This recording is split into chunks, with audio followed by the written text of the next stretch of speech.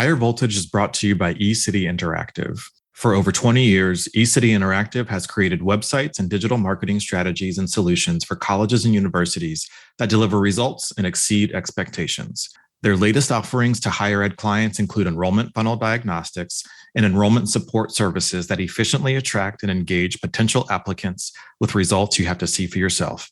To learn more, visit ecityinteractive.com. Hello, and welcome to Higher Voltage, a podcast about higher education that explores what's working, what's not, and what needs to change in higher ed marketing and administration. I'm your host, Kevin Tyler. Welcome to Higher Voltage. Today's guest, David Levy of Degree Choices. David manages the content, product, and data strategy for Degree Choices. He has recently been spending a lot of time developing and honing the economic valuation methodology used for college ranking and graduated from Kenyon College in Gambier, Ohio, with a degree in political science. David, I'm so happy to have you on Higher Voltage. Thank you so much. I'm really happy to be here, Kevin. So before we get into the work of Degree Choices, I want to talk to you about rankings and how it's broken. There's so much discussion right now about how the college ranking system is broken. But I'm curious if you, in your perspective, if you think it was ever good, and if so, when and how did it go wrong? I don't think that the college ranking ecosystem historically, and I'm thinking specifically about US News here, has done really anything positive for higher education, just the opposite. I think that any ranking system is a subjective exercise by virtue of what you decide to include in your methodology and what you don't. And I think their methodology has provided schools a very negative incentive structure, and basically in which providing elite education to sort of the already elite gets you high marks. And, it's not like I'm saying anything groundbreaking here. I'm borrowing from other people's arguments, like Colin, whose podcast here I really enjoyed, and Malcolm Gladwell's, who had an excellent broadside against the ranking industry. And there's tons of literature on the subject. So no, I don't think the college ranking system has done much good historically. Now, I think that's starting to change for a number of reasons. Politically, I think that an increasing taxpayer-funded higher ed granted loan balance, a lot of which is going to be written off, means that there's more focus on which schools are providing value to students and taxpayers and which schools aren't. And I think also, not just from the sort of political realm, there are a number of polls that are showing that students and Americans more widely have lost faith to some extent in the value of higher education. So I think like the ranking landscape is beginning to change to account for these facts. And I think it's made possible largely by access to better cost and earnings data, thanks to College Scorecard. And much of the leadership in this is being done by NGOs in the space. We've been very influenced specifically by post-secondary value, which is a Bill and Melinda Gates product, and Third Way, and their ex-education director, Michael Itzkowitz, who actually consulted with us on the first iteration of the rankings. So I don't think the stuff yet is breaking through entirely, like the new methodologies yet, but I think the criticism of US News and the start of colleges refusing to participate provides an opportunity for new voices and different methods of rankings. I really appreciate your statement around the value of college, which has been called into question millions of times recently around the value of college and what the return on investment is. How do you start to assess value in the absence of something like rankings? What kinds of things would you look at? I think that from our perspective, specifically, we are looking at one very specific part of a school's value, and that is strictly and specifically the economic value. There are a number of things that go into providing a valuable experience for a student, and different things will be more or less important for a student based on what they're looking for. I don't think any ranking system will be able to synthesize all those different attributes into one system and assign a number. I actually thought that Colin was exactly right in the podcast where he said there need to be specialized ranking systems that each account for different, angles and in approaching the schools. And I think students should be looking at multiple different ranking systems to determine what's the right school for them. So value is in the eye of the beholder. For us, we fulfill one very specific value proposition, and that is basically weighing what a reasonable expected return on your educational investment can be. Right. Okay, so if you could develop the most accurate and penetrating ranking system possible with no barriers to the kinds of information that you could collect, what data points would you use for that? Or some of the data points? Right. From our perspective, and this is something that can be done, is that the data provided by the Department of Education should be disaggregated to the student level. And by the way, this is something that was requested in an open letter from the Bill and Melinda Gates Foundation with a bunch of different people signing on to it. So what does disaggregated to the student level means? It means that earnings and costs should be shown at the student level, along with things like ethnicity, race, gender, income level, SAT scores, graduation status, time it took, what program, did you go on to get a master's, et cetera, et cetera. And so why is this important? I think a great example of why it's important is the difficulty we have in ranking HBCUs, historically Black colleges and universities. We do a really horrible job, really, in assigning value to HBCUs. And the reason is all we can compare between different schools is the median costs and earnings of the graduates at a program in a school level. HBCUs are 80% Black, and they have a much higher rate of low-income students. And it is well documented that Black students as a whole earn substantially less than white graduates. So how can we adequately compare earnings between two different schools? One in which 80% of the student population is Black, like in an HBCU, it's your average HBCU, and the other in which 80% of the student population is white. To really understand that the value that a school is providing its Black students, or really any student demographic, you need to be able to measure those specific students in different schools and make those direct comparisons. So to bring it back to what data and why and how I would change our rankings. And I have to explain now what we're doing a little bit. So bear with me for sorry if this answer gets long-winded, but I got like another maybe 3 minutes on this one. So let me explain what we're doing now, and I can explain what we can change. So what I would change. So we rank colleges according to economic value based on two different metrics. The first is the relationship between the cost of an education and the reasonably expected earnings after you graduate, after you leave school. And we get this by basically calculating the total cost, which we look at the annual cost to Title IV recipients, and then we look at an average completion time. And then we divide that total amount by the earnings, marginal earnings, which we can attribute to the school itself. And we get that by looking at median school earnings and subtracting what the average high schooler could expect to earn. And that margin is what we divide then total cost by. And the output is basically how long it would take you with the earnings attributable to your college education to pay back the total cost. Okay. Now, this, by the way, is heavily influenced by Third Way and Mike Itzkowitz. They call it the price to earnings premium. We make minor adjustments, but that's the first part of it. Now, cost to earnings, though, isn't really enough. And this is where it comes back to the disaggregation, isn't really enough to assign economic value of a school or program because it doesn't compare the relative earnings. Okay, so for instance, there can be one student who earns 30 grand and at a cost of 10 grand, right? We would all rather be in the shoes of a student who earns 45 grand and pays 15 grand, right? Because he's earning more. But according to cost to earnings, the relationship is exactly the same, right? It's 3-to-1. So to compare the relative earnings of like 1,000 different schools, we create earnings benchmarks.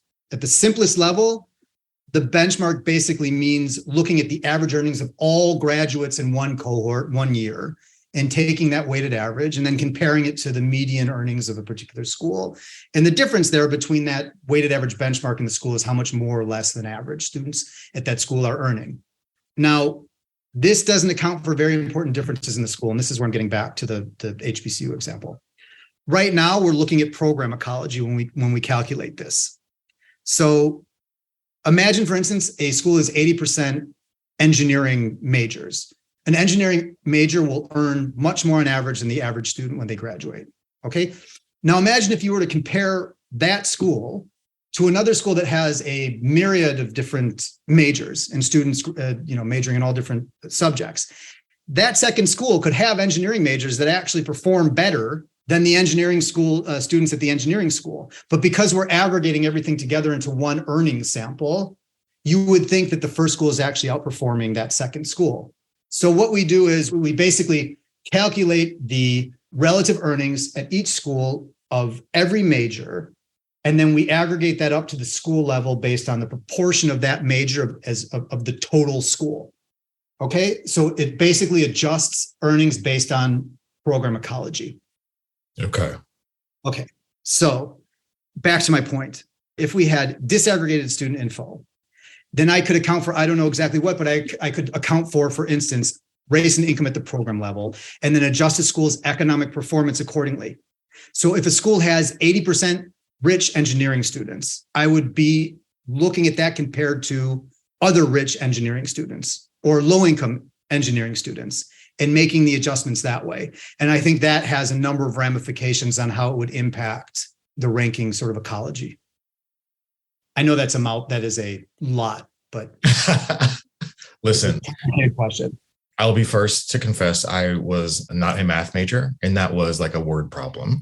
But what you are saying, I think I understand. And I think I'm curious, though, if we got to that type of comparison, how students and their families would navigate a space like that. It feels like a lot more work. I mean, one of the things that U.S. News purports to do is make it a one-stop shop for college assessments, which we all know is a broken way of assessing institutions. But that notwithstanding, it is a single place that people can go now to learn something about higher ed and what colleges they want to attend. Because of how mystifying we have made the college search process for students and their families, how do we get people to do the extra work to compare apples to apples as opposed to apples to broccoli? Right. I think one of the challenges and sort of where we sit is between those NGOs doing this sort of work in the mass market, and we try to make this information digestible to the mass market. All this data, like, we pride ourselves on transparency. We're only not transparent to the extent that I just can't explain ourselves well on the website. But your average Excel stud could probably do this stuff with available data. What we do is we show the end of our work, and we show basically how schools perform economically. If students want, they can go in and really start digging in. But what we want to do is be able to provide that assessment so that students can easily do that comparison. So what does it mean exactly? So right now, if I'm looking at two schools, we're taking the overall earnings and we're saying, look, this school performs 10% better than that school. What it would end up being is we would look at different categories of students in the school and then adjust that percentage accordingly.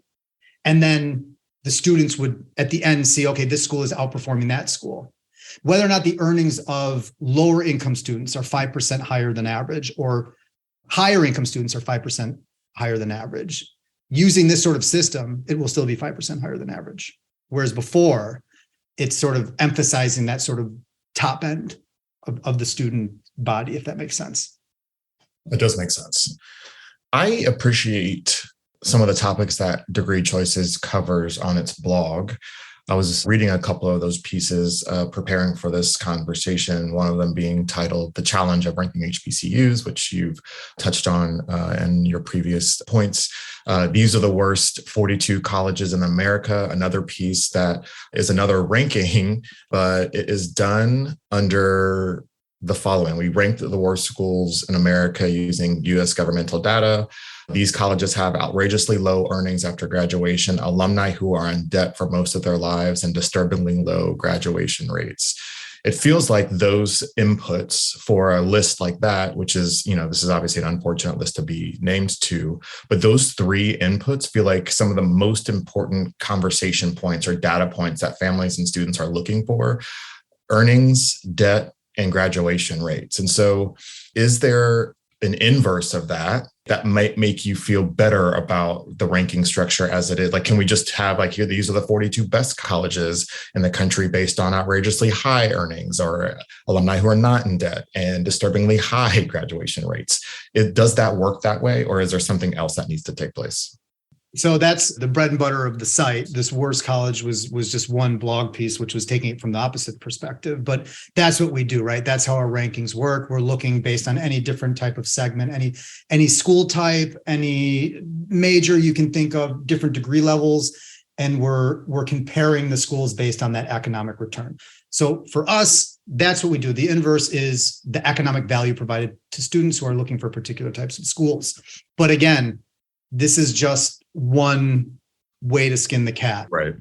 One of the schools on that list is Berklee School of Music. Now, couldn't really take it off because where do you stop, right? Right.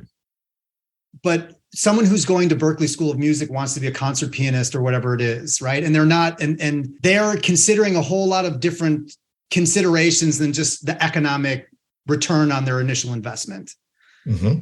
So like to put, again, to have that single perspective view of rankings is necessarily problematic, because even our rankings, which are transparent and single issue, and we use public data, they still, by virtue of the fact that we're only looking at economic return, means that they are subjective, because they're not looking at other things that people want to be looking at. So yeah, for us, the inverse is how well is the economic return based on cost to earnings and based on relative earnings. Gotcha.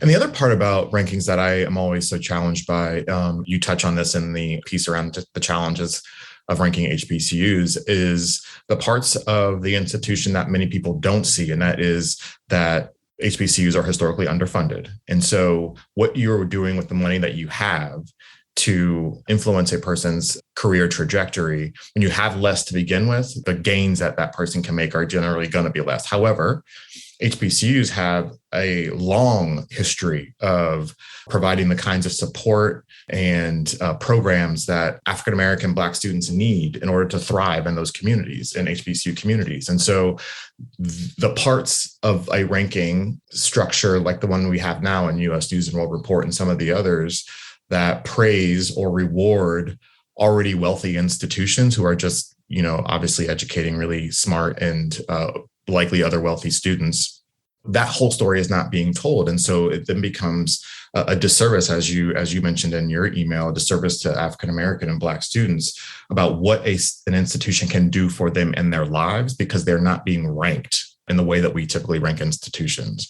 How do we start to tell the more full or complete story around the higher ed landscape in a way that informs the general public about the inputs that affect the way that the rankings shake loose, if that makes sense? Well, first, what you said about wealthy versus non-wealthy schools, I think is very important also for the way that we're doing the rankings, because private PWIs, predominantly white institutions, have much higher endowments. And that means that they're able to subsidize to a much greater level the cost to students. Now, the best or the highest earning HBCUs have, compared to the average school, very good earnings. However, their endowments, I think Howard has the highest endowment. It's like 500 million. That's like 1/100th of Harvard's. So like they just simply cannot compete on making that cost side of the equation lower. And we're not able to measure that. In terms of what we can do to paint a better picture, I am not qualified to get into those other things, because all I can do is look at the data that's available to me and then make those models for it. Sure. I think that there is a risk in trying to do that. I think that's something that US News probably started out trying to do. They do all of these surveys and they get reputational score stuff, and they try and figure out a way to sort of quantify stuff that isn't really quantifiable. And it can be dangerous. It's something that needs to happen. I mean, like Colin was saying, we should be looking at the quality of teacher quality and the ability to prepare students to get master's degrees. These sorts of things I think are super important. That's not the angle we're taking, because we're not really set up to do it at the moment. We're just a startup. I think to a certain extent, the stuff that we do can also serve as a proxy for doing some of those other things really well. Not always, but I think if you see that there is a value in what students are getting out of their education and they're graduating at a high level, then I think that shows that there's a lot of other stuff that's going right. Right on. Okay, so I'd like to learn more about degree choices and how it advocates for equity in higher ed. You talk a little bit about that? Well, we're not probably advocating as much as I would like. I think that anything that chips away at US News, dominance in the market is a good thing.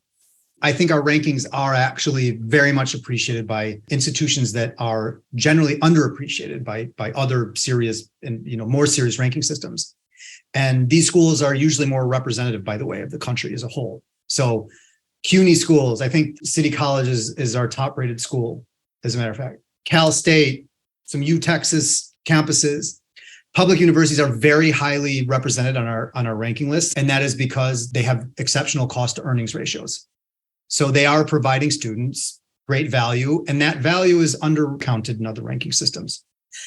Now, if we were to utilize that disaggregated student info, then I think theoretically we could be doing a lot for equity in higher ed, because I think, and this is what I was trying to talk about a little bit earlier, I think comparing the KPIs of specific student demographics reshuffles the deck, and it sort of minimizes that negative incentive structure catering to the elite.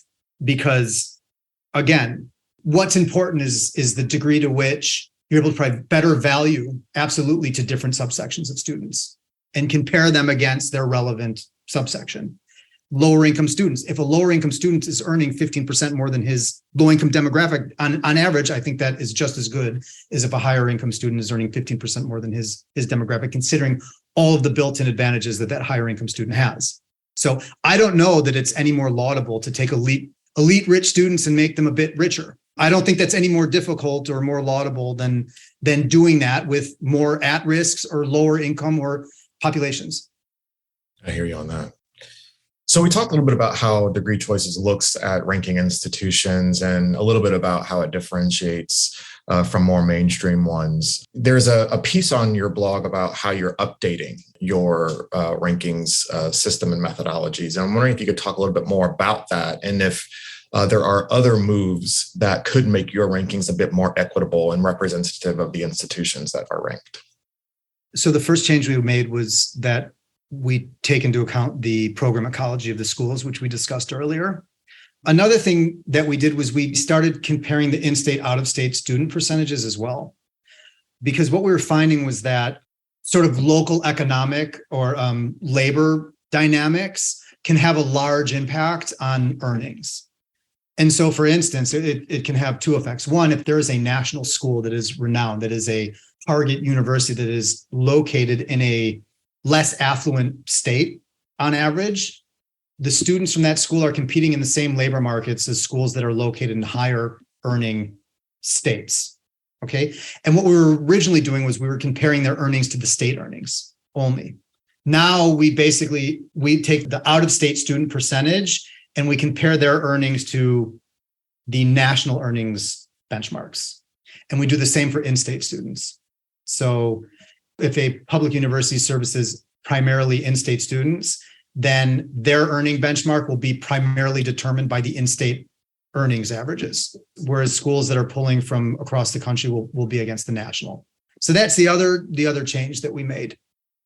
I think it probably bolsters a bit some of the in-state schools, some of the national publics that are drawing more sort of local student populations. Awesome. This is my last question. I'd like to ask this to every guest, ask this of every guest. In your opinion, what do you think higher ed will look like in 5, 10, or even 20 years from now? Or what would you like it to look like? Yeah, I was thinking about this after I figured you would ask me this after the Colin. Let me actually go off what he said, which I thought was very interesting, and he has much more insight than I do. He presented a really pessimistic answer to the question, in which he saw mass consolidation, closure of institutions of higher education due to students seeking out vocational or skill-based training. So I think two things on that. I'm a bit more optimistic. I don't know if it's well-placed or not. I think, first of all, this trend is somewhat of a reversion to the mean, because the percentage of jobs now that require 4-year degrees has risen to a very high percentage. So even compared to the relatively recent past, the need to get a 4-year degree, despite governors saying we're going to earmark certain jobs as non-college educated requirements, I still think it's above where we were before. That's the first thing. The second thing is, I think a lot of the refocus is just based on student shell shock when they see that sort of sticker price, right? Which is so astronomical. And I think that there's a disbelief that they'll be able to get value out of that. I mean, there was a recent poll that I think for the first time a majority of Americans see college is not worth it. So I think that's a big reason for it. So we're sort of approaching a reckoning. More emphasis is going to be placed on value. I think it's something that from policymakers from the top and the bottom, there's pressure. And it's going to lead to more accountability. And hopefully this process will lead to, a restoration of faith in the system. Additionally, by the way, and for my very specific, if U.S. News gets knocked off its perch, I think slowly we'll see greater income and ethnic diversity across a larger number of schools. And I think this could lead to a better allocation of endowment funds, and which will really help, I think, the ecology of the higher education, the landscape. Yeah, I agree with you, especially on that last point. I think as a person who works in marketing and branding in higher ed, when the chief rankings infrastructure has a rubric that forces everyone to look the same, it makes it very, very difficult to A, differentiate yourself from each other, but B, makes it very difficult for students and their families to pick the right place for them based on what they need and not what everyone else expects them to want. And I think that once we can kind of dissolve what we have now as a way to assess quality, because these rankings are a proxy for quality, then we can start to see institutions really be who they are supposed to be. And, if you're a place that is for people who learn differently, you can say that, shout that from the mountaintops without being dinged by this national, periodical that assesses on much different factors. So I'm hopeful that that is part of the future of higher education. I'm also hopeful that institutions are able to adjust how they deliver education and to whom as the population shifts. Higher ed will have to shift as well. And so we hear a lot about this enrollment cliff or demographic cliff. I mean, yes, we know that the numbers of human bodies are fewer of the traditionally aged, and I use that in quotes. But if you prepare an institution to educate more kinds of people who are of different ages, who have different needs, who need more flexibility, that is one of the ways to maintain your status as an institution, as opposed to you saying, there's not enough freshmen, we have to close. So this adult learner population, this some college, no degree population are going to be really important for a lot of the institutions who are figuring out how to make ends meet. And so broadening who you're educating is going to need to be part of the plan there, as far as my perspective is. So I hope that we can get to a place where higher ed can be more flexible and meet the needs of a changing demographic, but it will take a lot of work, of course. Preach on. Absolutely. Absolutely. No, I think you nailed it. I mean, listen, it's going to need to evolve to a changing tapestry in America, right? No longer is everyone a full-time first-time student. Right. No longer is everybody full-time. There's students that need to work, and there are students that need to go part-time, and there are students that are going back to school. And schools can also start specializing in that sort of thing as well. So I think you're absolutely right. I think the changes that are being made, that College Scorecard started, I think will only do good in that respect. David Levy, thank you for joining us today on Higher Voltage. This was a great conversation. I appreciate you taking the time and look forward to seeing how Degree Choices continues this conversation around college assessment and rankings. And if you are not familiar with Degree Choices, please check out the link on the episode page. We will have a couple of pieces linked to their blogs. And thank you so much for your time today, David. I really enjoyed it, Kevin. Thanks a lot for having me. That's it for this week's episode of Higher Voltage. We'll be back soon with a new episode. And until then, you can find us on Twitter @VoltHigherEd. And you can find me, Kevin Tyler, on Twitter @KevinCTyler2.